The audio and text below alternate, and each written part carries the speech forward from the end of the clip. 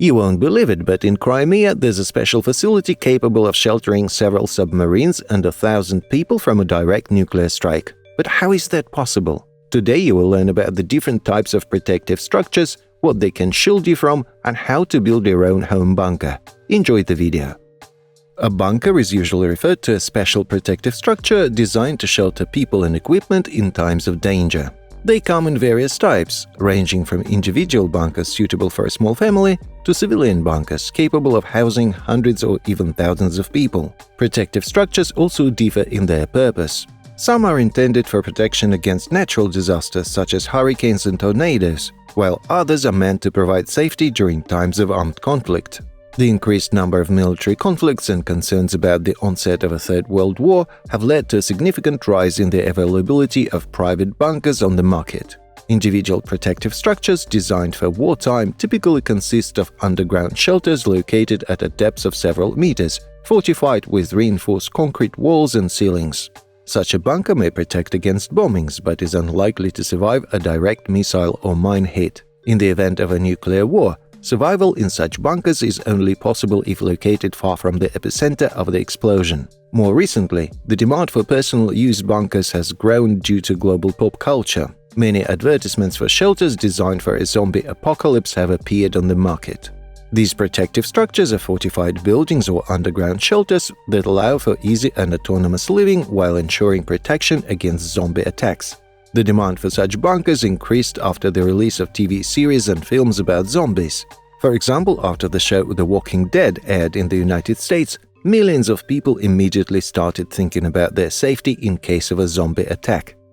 Protective structures designed to shelter a large number of people include various spaces located below ground level or completely underground. These can be ordinary basements of residential houses, underground parking lots, or even subway systems. For instance, during World War II, the Moscow metro was used as a bomb shelter. Separate rooms for people, toilets, and medical facilities were created in the metro, and it could accommodate several thousands of the capital's residents simultaneously. The metro provided protection even against direct hits, as it was located at a considerable depth. In some cities, separate structures are built to serve as shelters. They are intended to protect against bombings but accommodate a smaller number of people. Bunkers are also categorized by how long people can stay inside them. Autonomous protective structures can operate in complete isolation for several weeks or even months. They include air filtration systems that protect against radiation and chemical weapons, food supplies, generators for electricity, and other technical solutions that allow for long-term isolation from the outside world. There are bunkers designed for a few days of stay, mainly for surviving the peak of military conflict or a climate catastrophe. These bunkers do not have a large stock of food or other protective features. After understanding the different types of bunkers, you need to decide which option is best for you. If you are concerned about your safety or live in an area where a potential military conflict could occur, it's worth considering how to protect yourself. There may be situations where you simply won't have the time to reach civil defense facilities. In such cases, your own personal home bunker can be a lifesaver. You can place it separately on your property or integrate it directly into your home. Typically, when integrating a bunker into your home, it is positioned beneath it. The protective structure needs to be designed at the project stage. It could be a simple cellar or a well-thought-out system of rooms that can function autonomously.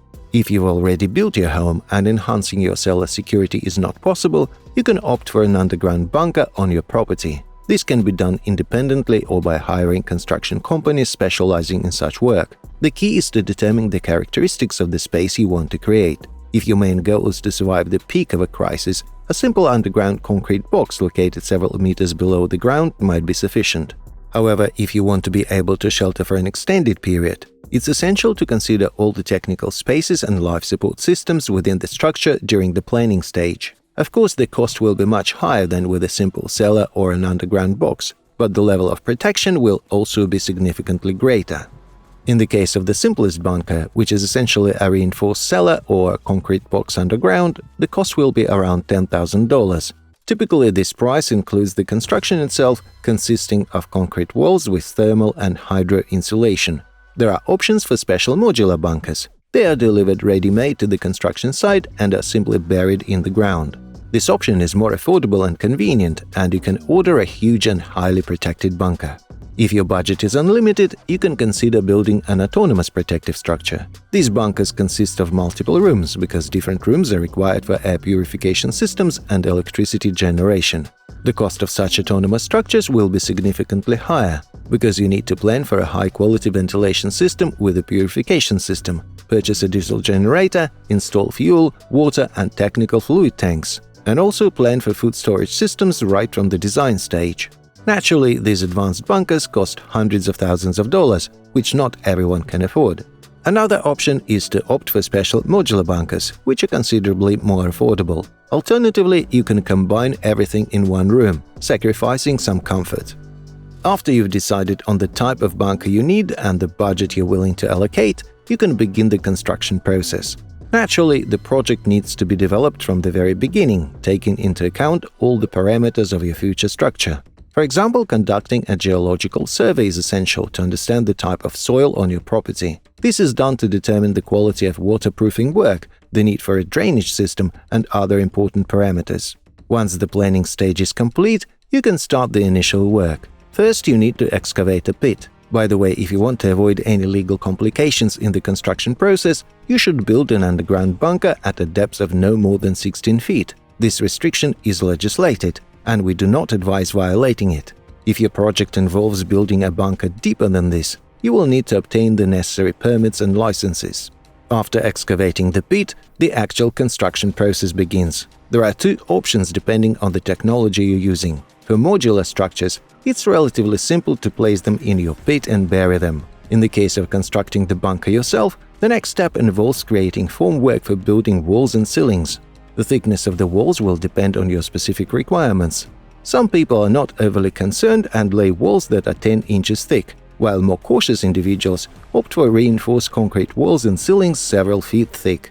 Naturally, the level of protection provided by this structure depends on this parameter, but the cost will also vary significantly. At this stage, you need to consider the presence of various technical rooms. For example, if your bunker includes a bathroom, you should plan where the technical inlets and outlets will be before pouring concrete. After the bunker box is constructed, the process of creating technical protective systems begins if they are included in the project. For instance, a separate room will be required for the diesel generator because it produces a lot of noise and heat. Additionally, a solution for exhaust gases needs to be thought out. They must be immediately vented to the surface to prevent them from accumulating inside the bunker and endangering its occupants. You should plan for technical reservoirs right away. These should store drinking and technical water as well as fuel for the generator. Consider space for the storage of wastewater, such as from toilets and bathrooms. All of these will be necessary for the autonomous operation of your bunker. Next comes the installation of the ventilation system. It should either draw air from the surface or use specialized reservoirs. For example, you can use oxygen cylinders to avoid concerns about purifying potentially contaminated outside air. However, this approach may limit the autonomy of the structure, as you'll be able to stay inside it for a strictly defined period. If you plan to install an air purification and decontamination system, be prepared to invest a significant amount of money. Systems for air purification from radiation and chemical contamination come at a high cost. Naturally, it's better to house all of these systems in separate rooms for added comfort. However, if functionality and lower construction costs are more important to you, you can sacrifice some comfort and place everything in one room. And next, you learn about the largest bunkers in Russia. One of the most secret and massive protective structures, even during the time of the USSR, was Stalin's bunker in Samara. Almost no one knew about its existence until it was declassified in the early 1990s. According to some accounts, construction began in the fall of 1941, during the early days of World War II. It was located directly beneath the building of the Communist Party Committee, which has since been converted into an Academy of Culture and the Arts. It was intended for Stalin's evacuation in case of a threat. What's astonishing is that the locals knew nothing about this structure.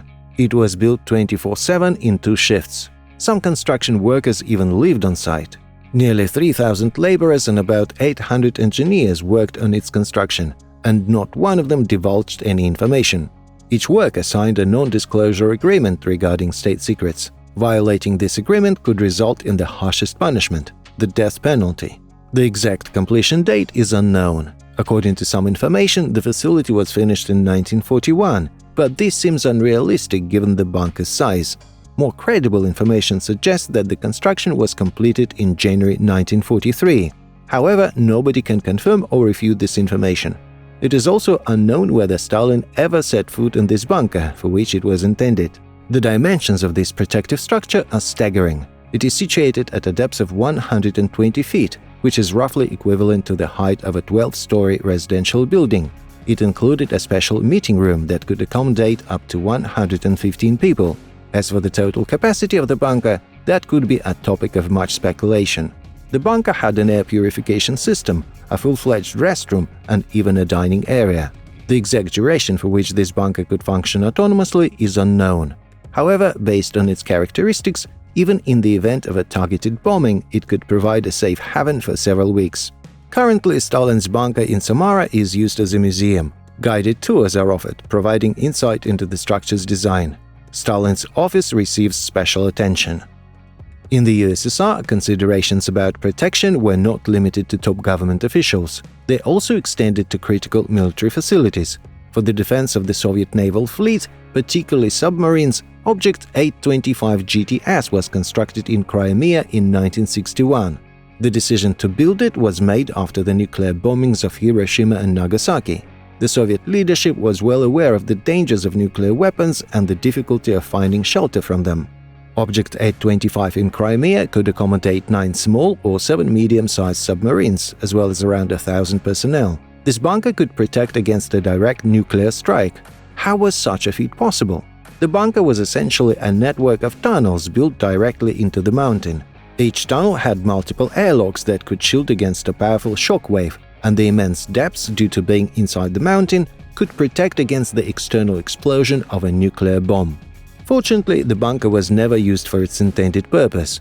For a long time, it served as a special base for the repair and maintenance of submarines. After their military duty in the Black Sea, the submarines would enter the bunker, where they could be completely refueled with fuel, oxygen, and replenished with ammunition in a single night, allowing them to return to duty the next morning. The facility was declassified in 1994 after the dissolution of the USSR. Unfortunately, it was looted by local criminals at the time. Nowadays, it's used as a museum for anyone interested. Special exhibitions have been set up within its labyrinth, showcasing the history of the complex. The tours provide insights into how the submarines that carried nuclear weapons were supposed to seek refuge, where the weapons were stored inside the bunker, and the daily life inside the facility. Thank you for watching.